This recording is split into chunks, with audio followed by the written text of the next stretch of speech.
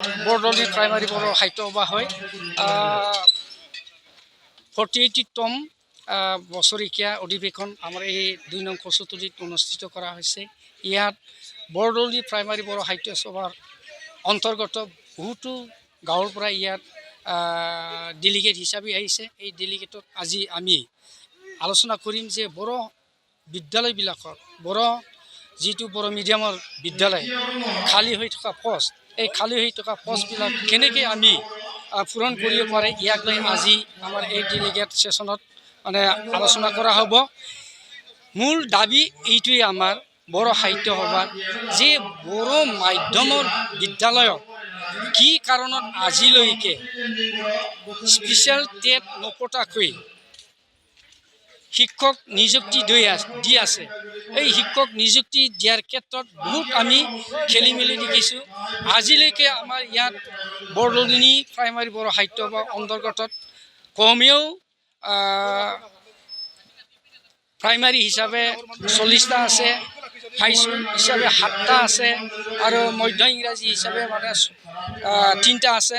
মুঠ পদ খালী বৰ্তমানলৈকে আমাৰ ইয়াত 57টা বড়ো মাধ্যমৰ যিটো পোষ্ট খালী হৈ আছে। এই বড়ো মাধ্যমৰ পোষ্ট খালীটো কি উপায়েৰে আমি শিক্ষক নিযুক্তি দিব পাৰে, ইয়াকে লৈ আমি আলোচনা কৰা হ'ব। কাৰণ শিক্ষকবিহীন হৈ আমি কিছুমান বিদ্যালয় পাঠদান কৰি আছে, কিছুমান বিদ্যালয়ত এজনে শিক্ষক চলি আছে, কিছুমান বিদ্যালয়ত নাই, এনেকেই মানে জিৰ' হৈ আছে কিছুমান বিদ্যালয়। আৰু মই জনামতে গুণাগুৰি এম ই স্কুলত 4জন মাষ্টৰ আছিলে। 4জন মাষ্টৰ থকাত বৰ্তমান এই বিদ্যালয়ত মাত্ৰ এজনেই শিক্ষক হৈ আছে।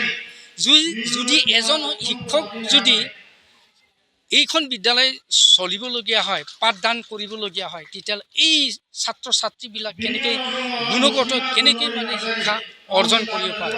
ইয়াতে আমি অসম চৰকাৰী শিক্ষা বিভাগক ধিক্কাৰ দিছোঁ।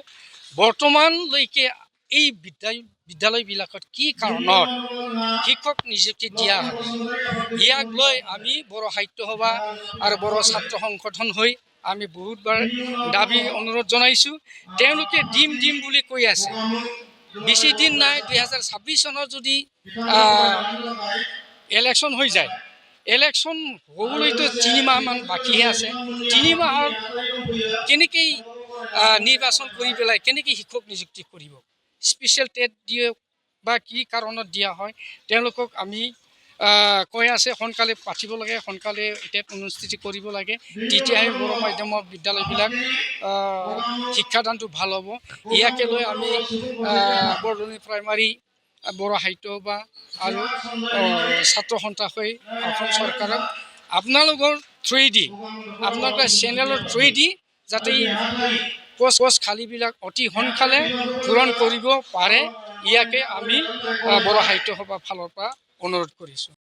মাননীয় শিক্ষামন্ত্ৰী ডক্টৰ ৰণোজ পেগু ছাৰক এইটো অনুৰোধ কৰিব পাৰিছে। তেওঁ যিহেতু ট্ৰাইবেল এজন মন্ত্ৰী, ট্ৰাইবেল মন্ত্ৰী হৈ আমাৰ ইয়াত ক'বলৈ গ'লে জ্বলন্ত সমস্যা বড়ো মাধ্যমৰ বিদ্যালয়বিলাকে জ্বলন্ত সমস্যা হৈ আছে।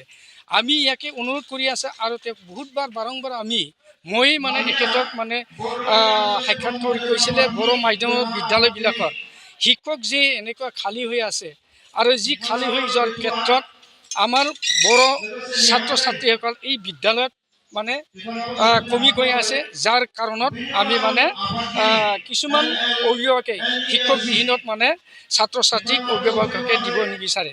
গতিকে আমি অনুৰোধ কৰিছোঁ শিক্ষামন্ত্ৰীক এই কেইদিনৰ ভিতৰতে, এই মাহৰ ভিতৰতে বড়ো মাধ্যমবিলাকৰ যিটো পোষ্ট খালী হৈ আছে, ইয়াক নিয়োগ কৰিবৰ কাৰণে স্পেচিয়েল টেট অনুষ্ঠিত কৰি পেলাই বড়ো সমস্যাটো সমাধান কৰিব লাগে বুলি আমি বড়ো সাহিত্যৰ ফালৰ পৰা অনুৰোধ কৰিছোঁ।